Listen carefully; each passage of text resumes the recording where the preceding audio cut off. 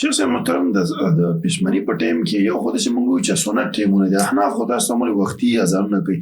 سنت ټیم د یو کس په لاس کې پیاله ده، شربت دی، مثال اسکي اذان شروع دی، دا ختمولی شي د نسم دستي په لاس ودرې.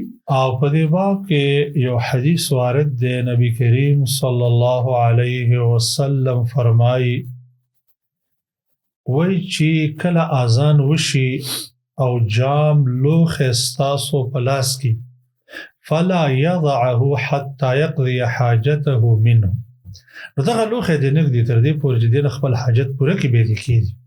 نو که یو انسان عام بېباکي به هم نه کوي سړی په دې باب کې چې ټول عمر یې دغه ځای ته اوبه ساتلي، دوایي خوري، هغې دې ټیم ته ساتلي، خو بالفرض که یو وخت د اوقاتو نه داسې وشو چې لوښی په لاس کې دی او اذان وشو، نو دا اوبه دې خیر دی پوره کړي او بیا دې د هغې نه وروسته نور خوراک او څښاک نه کوي.